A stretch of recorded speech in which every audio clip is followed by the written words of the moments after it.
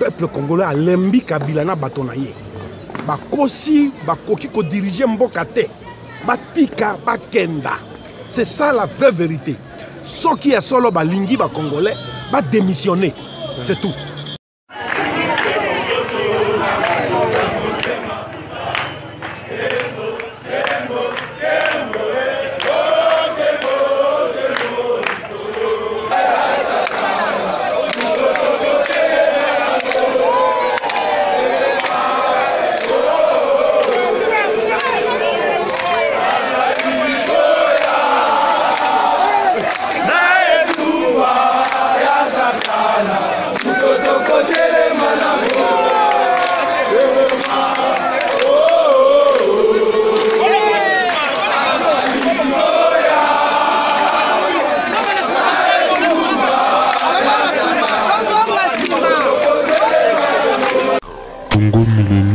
Congo Millennium.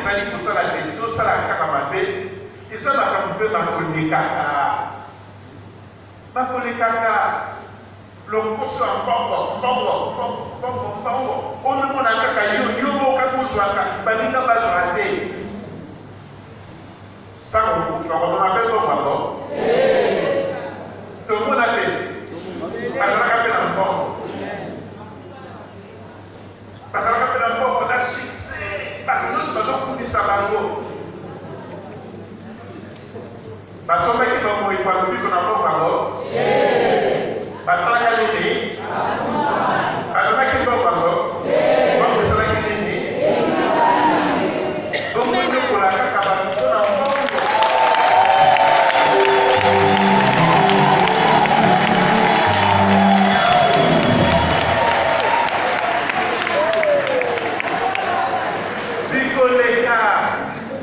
biso bato mpe tokoleka ata odombi sukasuka okoleka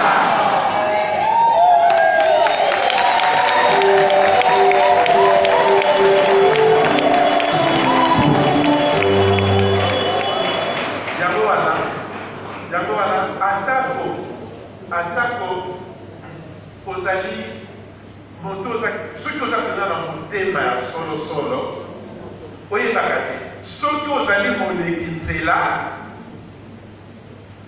sala te na nsima na yo bato batikala na malamu bato batikala na mobondo bato batikala na kimia eloko bato bazali koluka se yango wana na mosala esika ozali sala mosala na yo ndenge elongo bani mpo ozali to kaka moleki ozali moleki ozali moleki okokufa sala malamu lite azoki kokangana na lite ya sango polo yango wana nazali se moto nakoki komimona lokola nzambe te ata kutu nakotali na mbongo ata kutu nakotali na succès tokotika yango soki tokanisaka te liwa ezali ke mokolo mosusu tokokufa na limite te mbele tomisalanaka mabe ndenge na kongo topeseni boboto bongo toyoki na sango elamu mako abandi alobi ntango batie yo wane mobakisi o boloko batie yo boloko poni mpona bosembo mpona bosolo ayebisaki mokonzi Herode bosolo yango na batie ye wapi likambo te ata mpe mokonzi Herode akufaka mpe kaka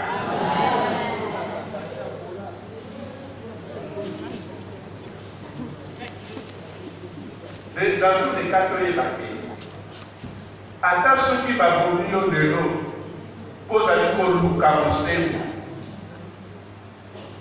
babomi yo moto kasi boluki bosembo ekosila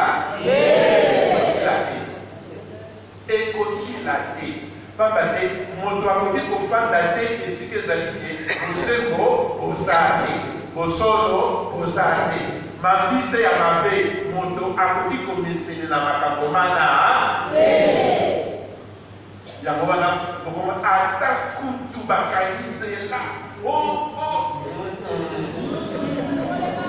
ya nzambe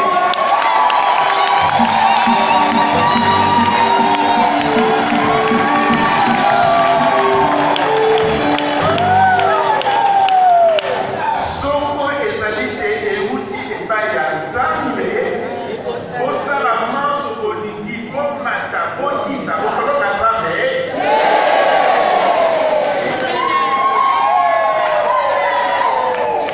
yana toyoki na samela ntango bakangi yohane mobaliso boloko bakanisi te bakangi Jean Baptiste na boloko bakangi mpe liloba ya nzambe te Yesu mpe abandi kosala ntango wana abengi ya ye bapostole azwi mpe ya ye bapostole bazalaki babomimisi est-ce abengi bango mpo bakende koboma bato nzambe soki azali kobenga ya nzambe ezalaka mpo ya bomoi ya mokuse te bomoi ya molai nzambe abengi bakosolo mpo te esika te baloba mbisi sikawa baloba nani bato koloba kolongola bango na mai kotia bango na mokili na bondeko na ntango na bango ebale mai ezalaki eloko ya mabe eloko ebomaka ozolandaka ye ya ebale ebomaka mpona bango ebale ezalaki eloko ya mabe to symbole soki wana kobamba moto mabanga te kotambola lokolo ozali kodefie moto te tokotambola ndenge tozalaki na fois passé nzembo ya nkembo nzembo ya kobunda na molimo nzembo ya mama santo maria mpe bongo na bongo tokosambela losambo bongo meseno mpo kozongisa nsima ya ngai nde totelemi.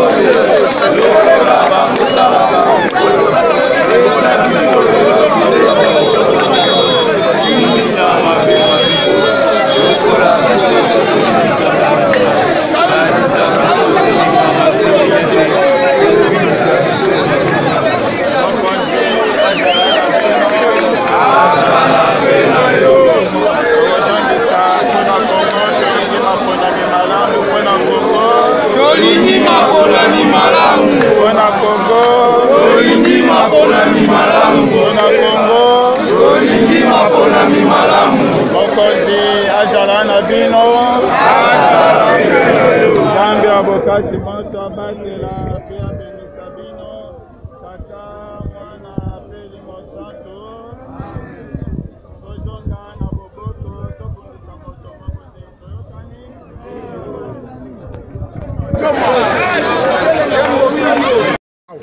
somo musclé babeti bazofinga kobeta awa moko kutu soda alobi bolinga te bino baopoza kabila kotikala awa soda ezali ya politique mais tokamwe basoda bayaki na général Kasongo awa mais bazali armé ozomona bamosusu baminoko moko toyebi te oya kolokola bazoloba anglais bamosusu lokola kinyarwanda awa. C'était un scandale, un théâtre ici na Kimbondo. Soni Mawa président le 31 au Marsaki malgré Babomaki le sous au marché kaka message ezali par rapport message ezali que peuple congolais a lembi na Kabila na PPRD na AMP peuple congolais a lembi Kabila na batonaye bakosi bakoki ko diriger mboka te batika bakenda. C'est ça la vraie vérité. Ceux qui est solo balingi ba congolais va démissionner. C'est tout.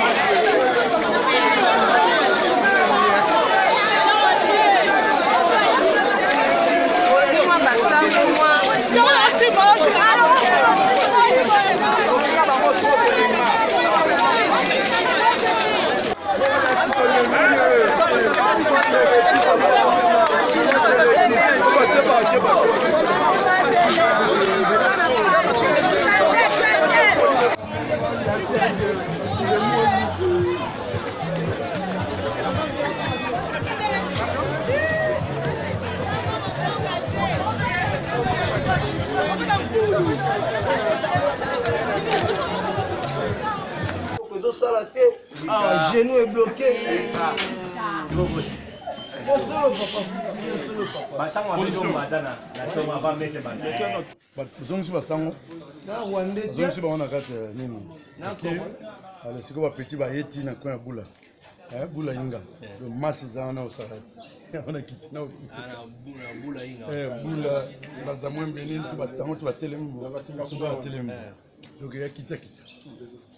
Président, il y a un mess dans Saint-Michel. Saint-Michel, tu connais, dans Saint-Michel, tu connais barricade, il y a avec Jeep robot. Un robot Jeep à police. Monique pas à la Kiwana, mais Monique a qui un peu arrangé dans souci à Toana à Boula. Télémi, alors vraiment bah PEM, c'est-à-dire qu'il n'était ni au Kiwana. Ce qui fait que Batunio Sobaye et moi, Mouken Arrêta, empêcher tout le monde à côté de l'église.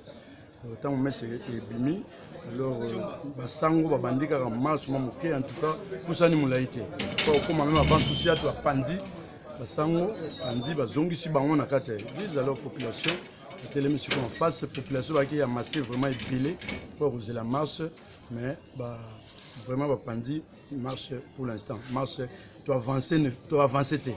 Donc dans Saint-Michel vous ça il marche. Marche ça me dit Bazongi si Sango na kate qui. La population tellement azali prêt à marche, bazali bango nyoso rassemblé devant l'avenue. Avenue monene ya Inga ba telemi bango nyoso wana bazali la marche. Présenté au coup de balle. Oui, ba coup de balle na moni awa côté à Saint-Charles-Lwanga. Na kuna pe ici bâtiment mingi. Yango comme toujours à cheval, toujours sala awa Saint-Michel, toujours zonga sukuna na Saint-Michel. Maintenant qu'est-ce qu'il faut faire? Moi, je crois qu'il faut passer à la vitesse supérieure. Vitesse supérieure, seule la lutte qui libère. Sans la lutte, nous ne pouvons pas libérer ce pays. Alors, peuple congolais, tout l'embatté. Les lots pas bloqués. Le but de refranchir la barrière. Parce que tout le monde a qui exemple, Burkina Faso et autres, je crois que Meka qui boiti, après ça va être franchir. Parce qu'on ne peut pas tolérer hommes humains comme nous autres, soit des chefs de l'État, à Kamati pouvoir à Boykotiga et ça raté. Bon, tina nini Mobutu akendeki. Il fallait pas Mobutu Akende parce que on a tout le monde, on a jeté sur Mobutu comme quoi dictateur, 32 ans de pouvoir, 42 ans. Mais si quoi communine. Alors je ne vois pas pourquoi l'AFDL est venu dans ce pays. Alors continuité à Nino et ça aussi à B, pays et qu'on vivre néanmoins.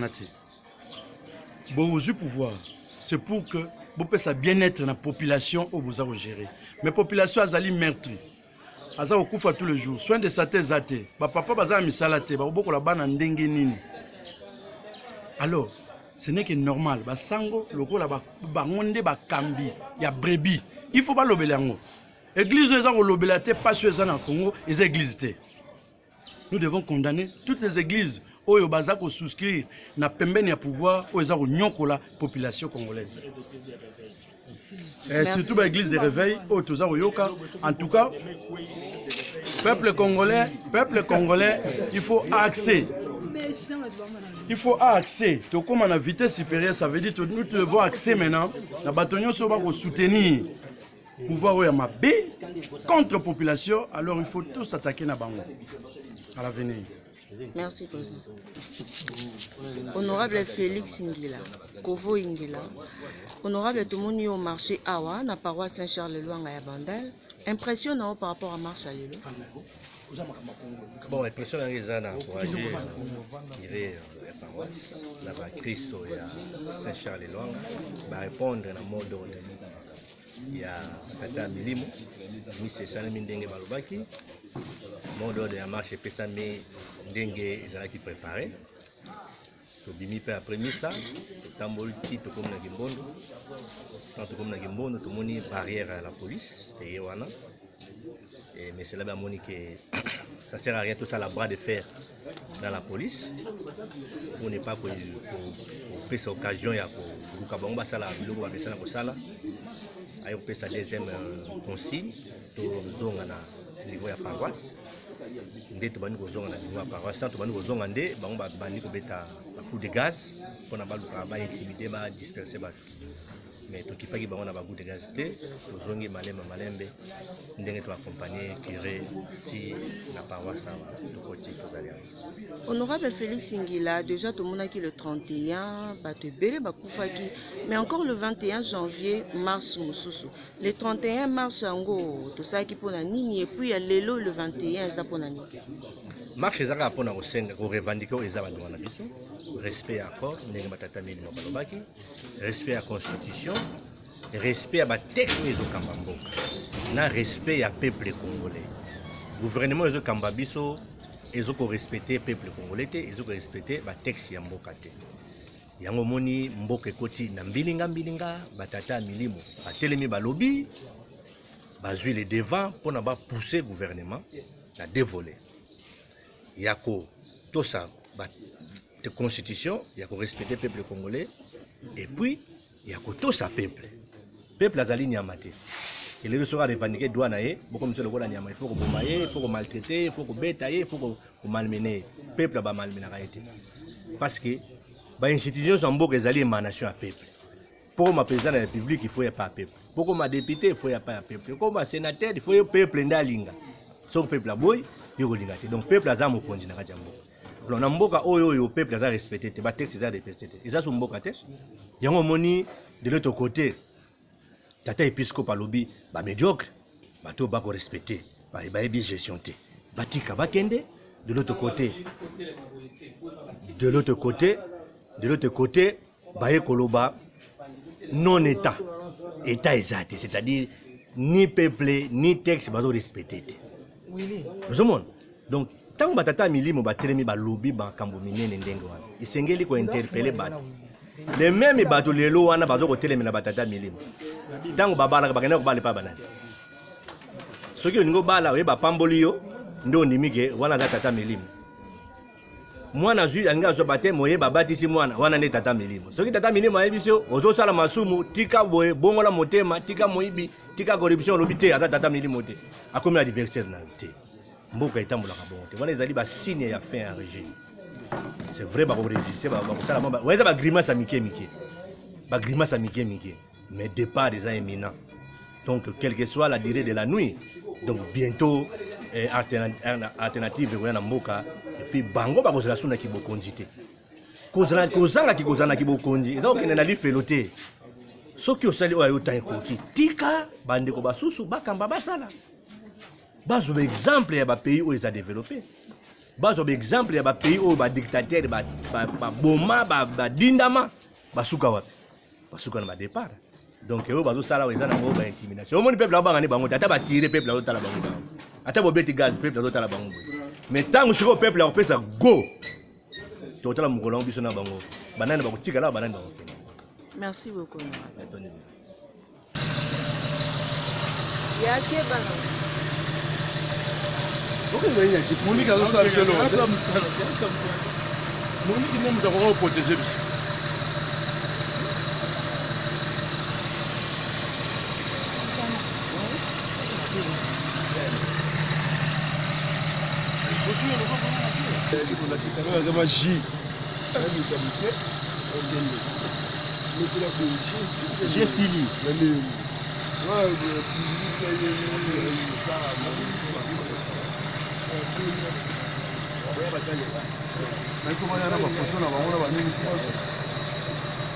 Présent la police était mis le roi Bitumba.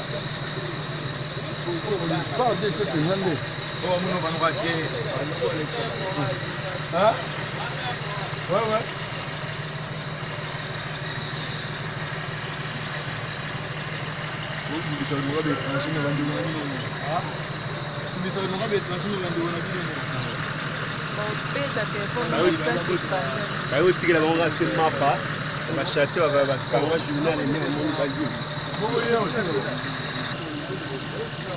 Souka na boule bande kwa Congo millénaire donc ça en direct il y a paroisse Saint-Charles-de-Douanga awa na kati ya commune ya Bandal vous remarquez le car ya Monique et mena retard ba soldat ya FARDC na bisabino direct guerre na mboka mais sinon marche or ba prometaki biso que marche pacifique ya lelo et oleka na ona kimia mais to comprendre te ko longa paroisse Saint-Charles-de-Douanga ti l'avenir Kimbondo souka na barrière, comment boire à gaz à l'occasion de rien. Mais nous étions obligés d'y avoir 4 marche de Toyawa. Carte d'électeur, on les londe. Boya Roluka, carte de l'électeur. Sinon, à suivre, pour Européen, Sabino Bilili, Nyonso, où est les journée à l'élo. La marche, il y a le 21 janvier 2018, à le président Alexis qui était condamné par Monique, comment il y a parce que c'est normalité. Je suis pas intervention honorable Félix Ingila. Attends, connexion Kati, dans connexion Oya, pour il y a danger dans l'émission de l'invité. Merci. Vous êtes observateur, pourtant vous êtes donné dans la résolution là, je dis. La résolution, on va pas déjà. Encore bon moment. Oui. Au 25 ans. Non, mais avant cela, il y avait une résolution qui vous donnait quand même le droit de pouvoir participer dans des actions comme ça. Parce qu'on appelle les militaires congolais comme ça. Mais ils ne peuvent pas. À un certain moment, il faut user aussi des armes. Les contrats seulement à ne pas faire l'action. Ça, c'est le projet de l'action. Il faut prendre la mauvaise lecture de la Constitution. Nous sommes pris en otage.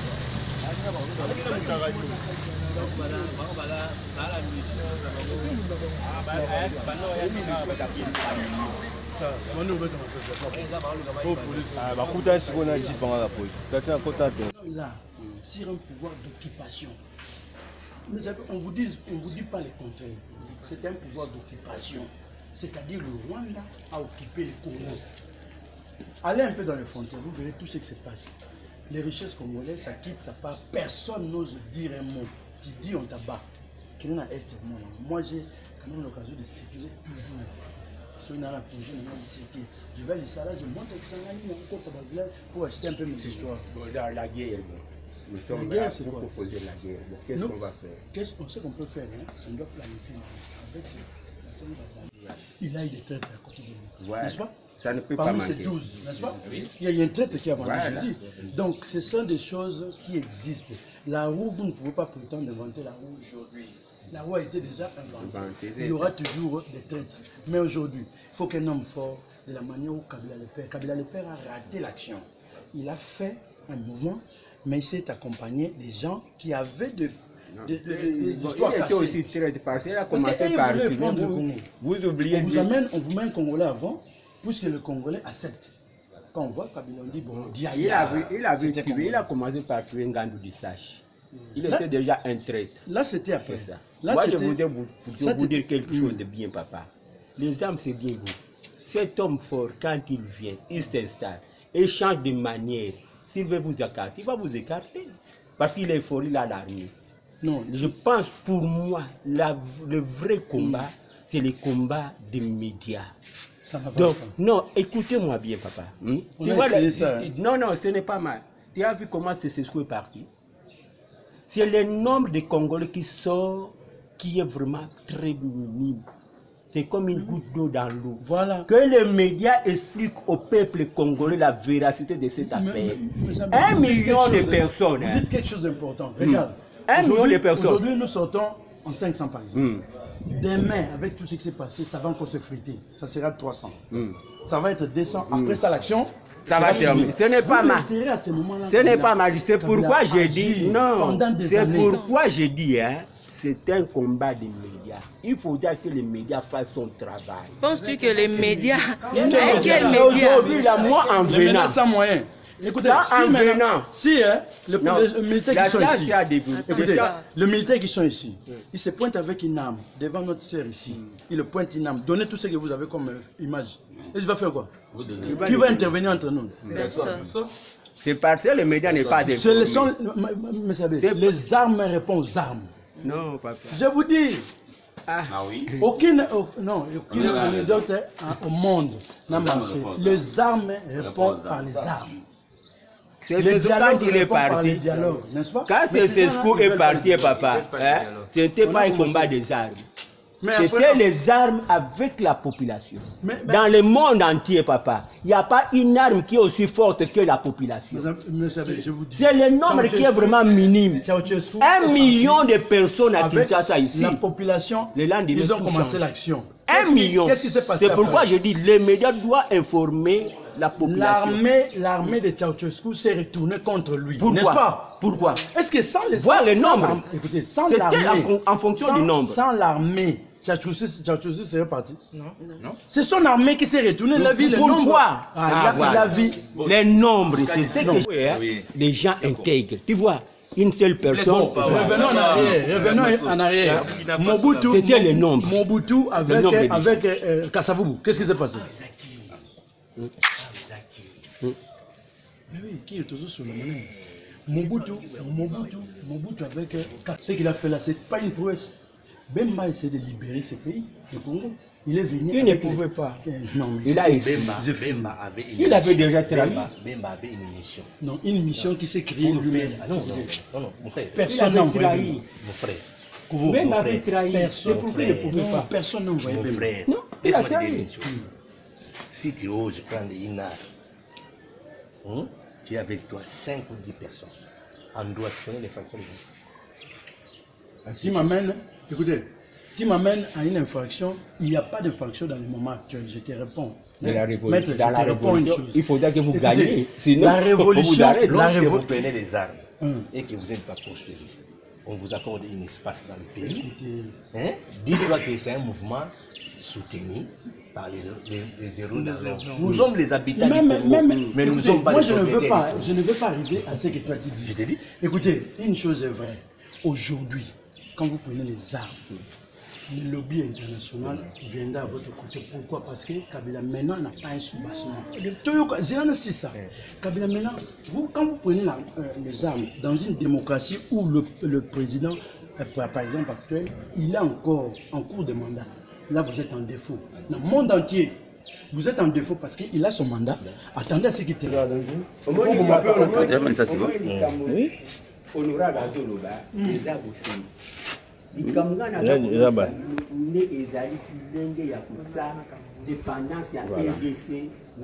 ekwei likola ya ndako nange koti ti na ndako yango avec la prière.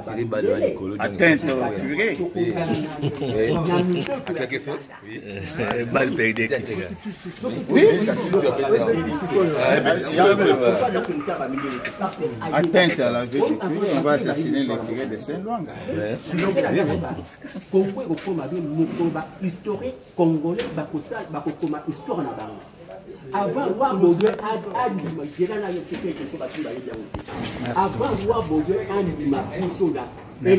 Voilà. Congo Millennium.